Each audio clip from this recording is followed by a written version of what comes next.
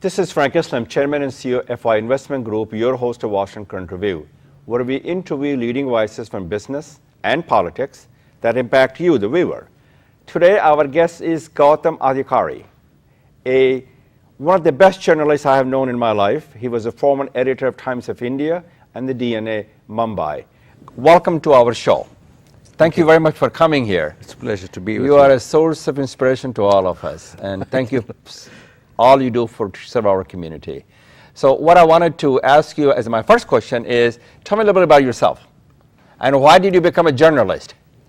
Well, out of college, and that was in India, I wanted to be a part of public life in some way, but I didn't have it in myself to become a politician or any kind of other, take up any kind of other public profession. So I thought journalism, since the only thing I could do was write.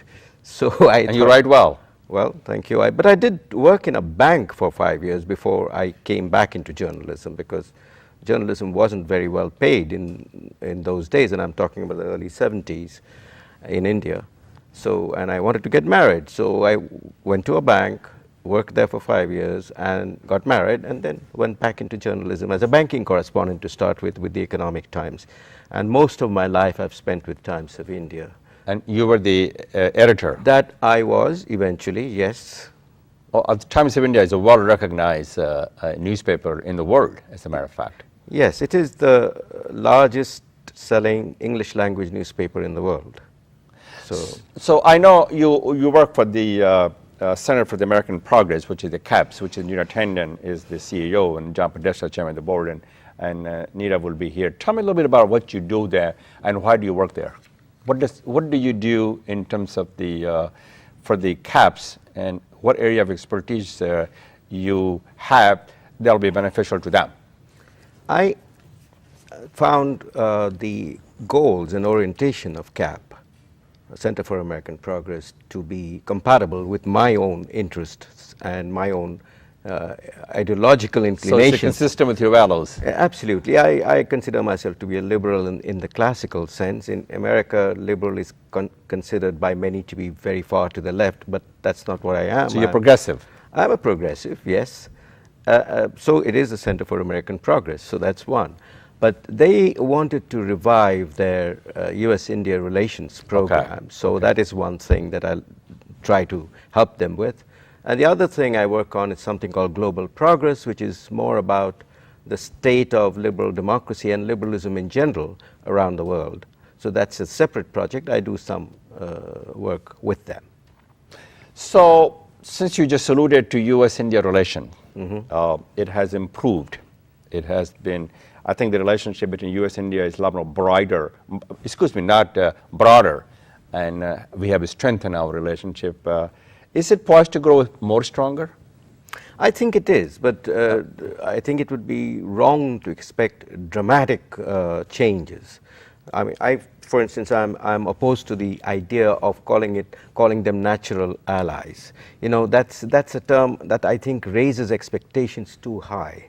I think a growing stronger and stronger partnership would be a better way of putting it. It's like almost like it's not a love marriage. It's an arranged marriage that is turning into a love marriage, and much like many. Well, we have a lot of shared values and shared interests. Democracy and diversity, the two things that that to me is very important in India. So is in the United States. That is, in fact, one of the key questions that we are trying to deal with in CAP. We are trying to move away from an emphasis on defense and strategic partnership or cooperation or even alliance. I think it would be a mistake to assume that India would just become an ally of the United States in the traditional, if you go by the traditional definition of the term allies.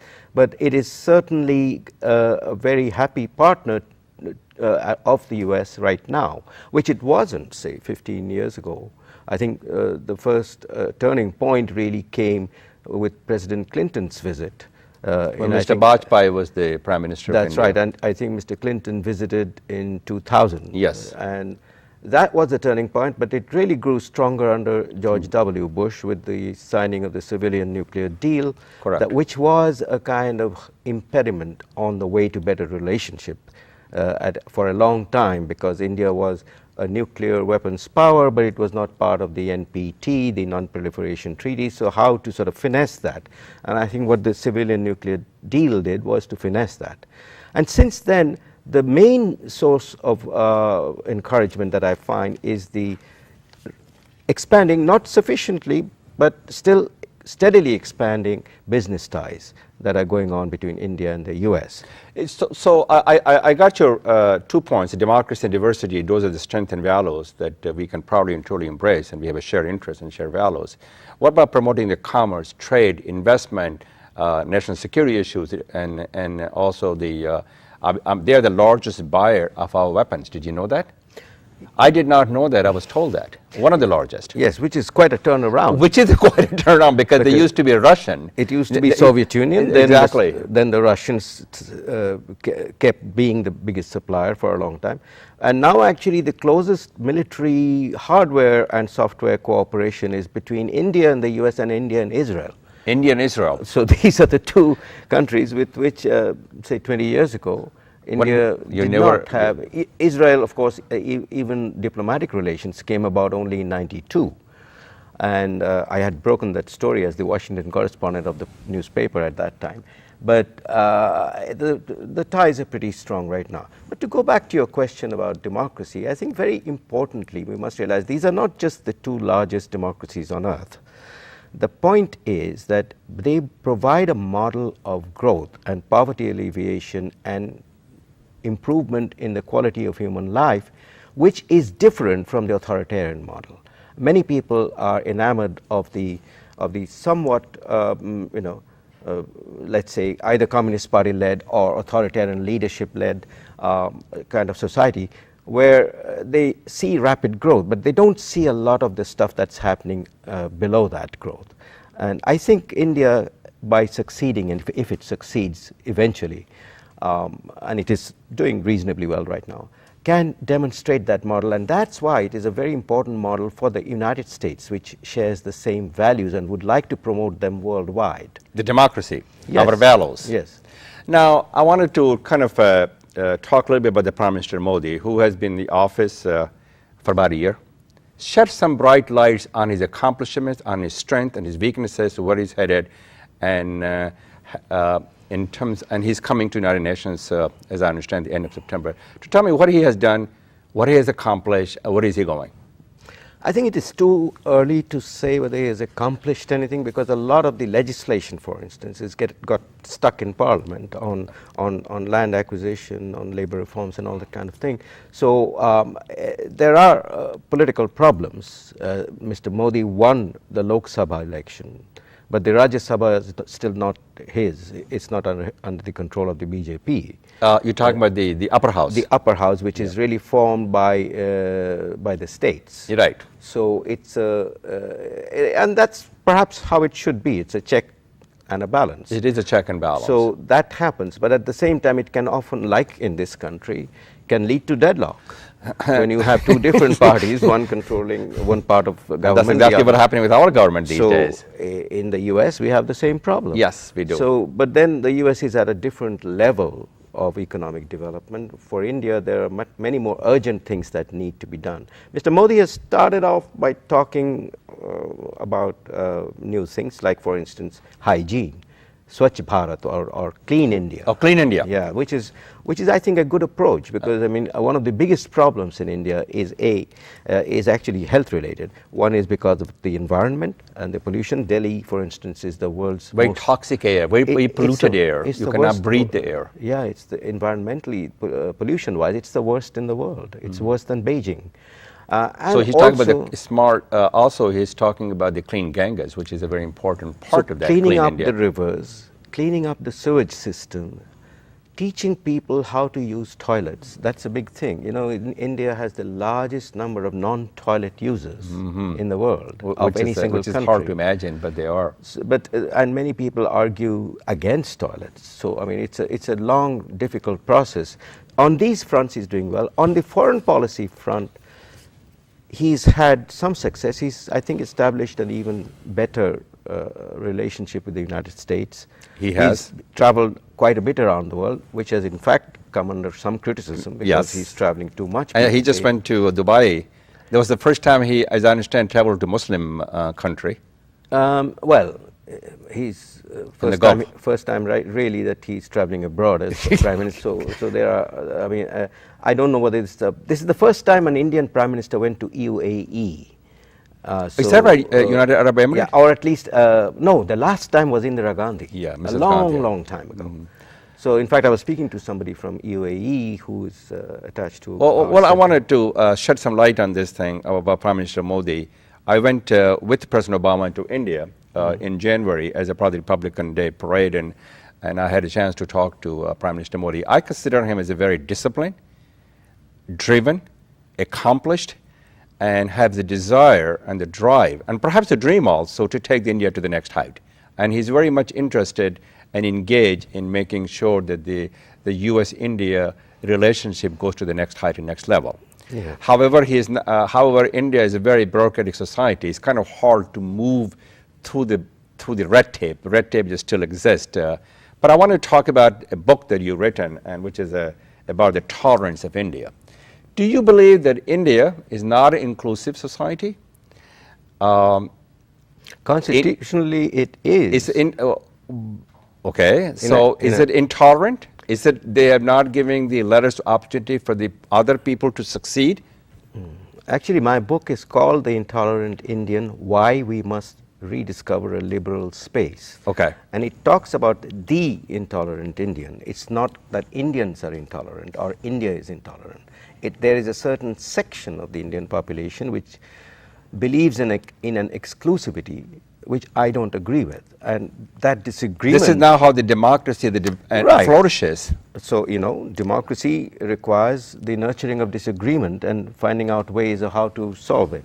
The Indian Constitution is a very progressive, liberal constitution, and it was actually one of the first in the developing world. It was the first in the developing world to be brought out. They were the beacon. When India was one of the earliest countries to be independent of colonial rule, and this constitution was devised over 3 years between 47 and 1950. And it was really penned by some of the greatest figures in Indian political history. It is a remarkable constitution, amended too many times, but that's a separate story.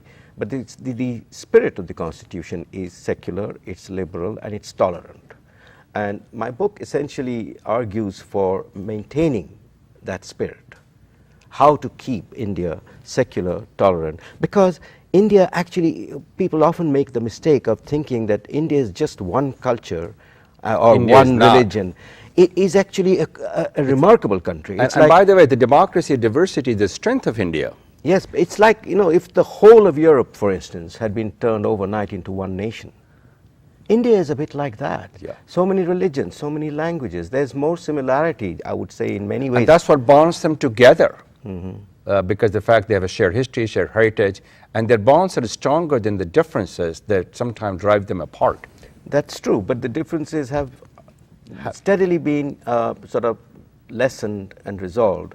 But because the Constitution, and I think most people who come to power in Delhi realize that quickly enough, that because there is so much of difference, that give the states more power, give the states more cultural autonomy, if I can put it that way. So that has, in fact, kept it alive.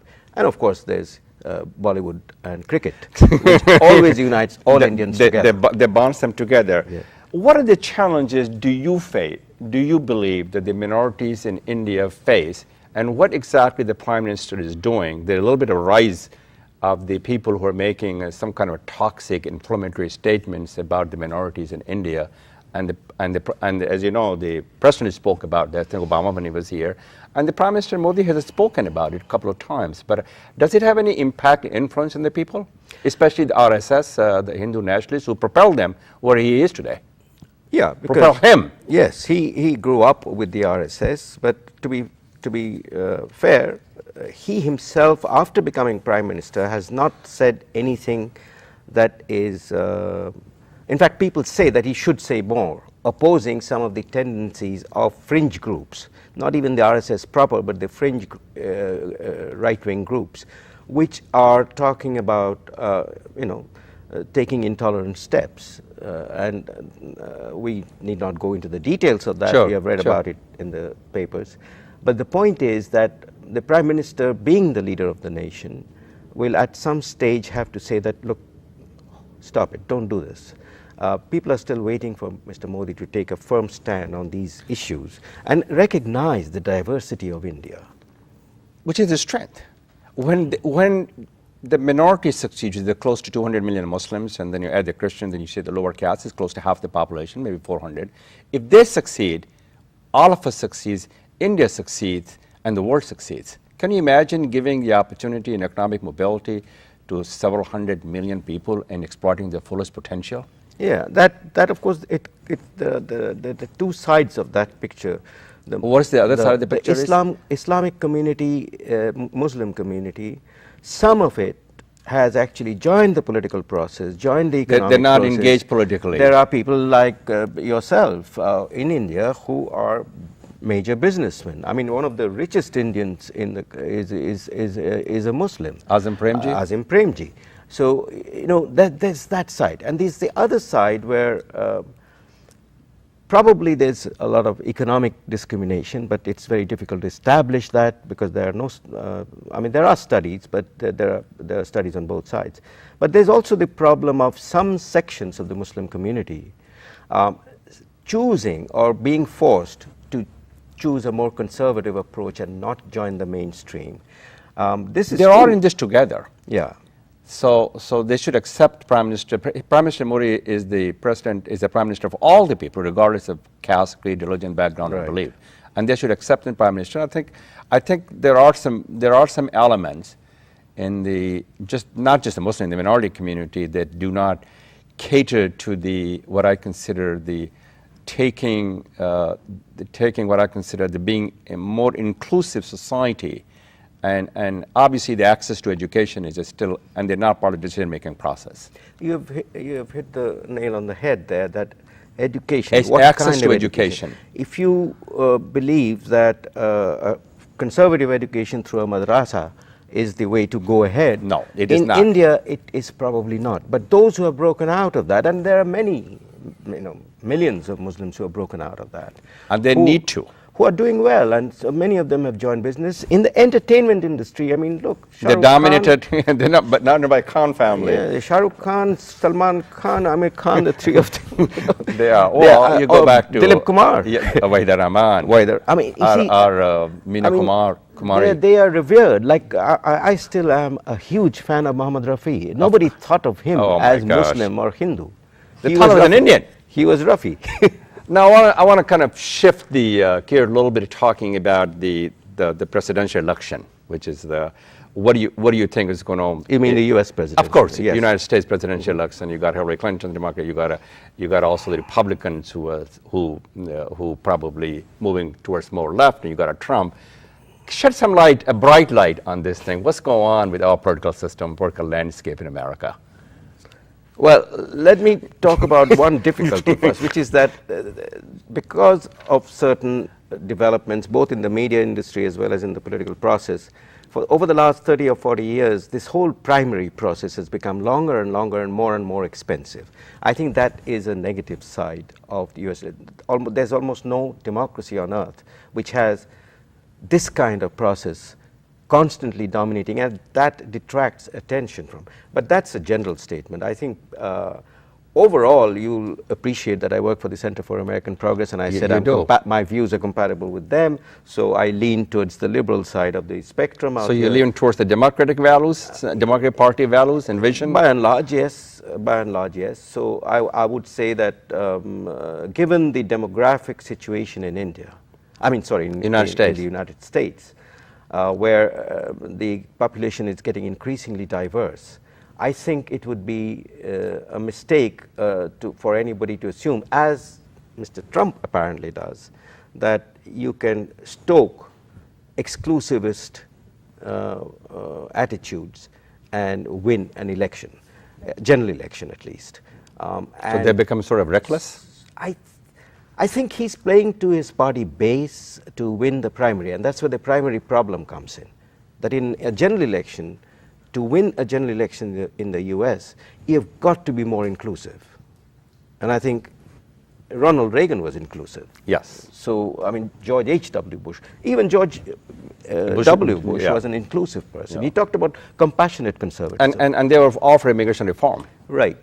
And Mr. Trump is working, it seems, the other way, but I think someone like him really is stoking a fire which might just consume his prospects later on if he does become the Republican candidate. So obviously I would like a Democrat to win, because I think that would be reflective of the reality of the United States, which is an evolving, it's always an immigrant's country, but it's evolving in its mix of immigrants. And that always creates problems in every society. But this society has tackled immigration very well so far. What do you think of chances of Hillary Clinton, a woman to the next president of the United States, who's very versed and who's well qualified? I think it's very necessary to have a woman as president Yes. of the United States. This is one of the few democracies which has not yet had Yeah.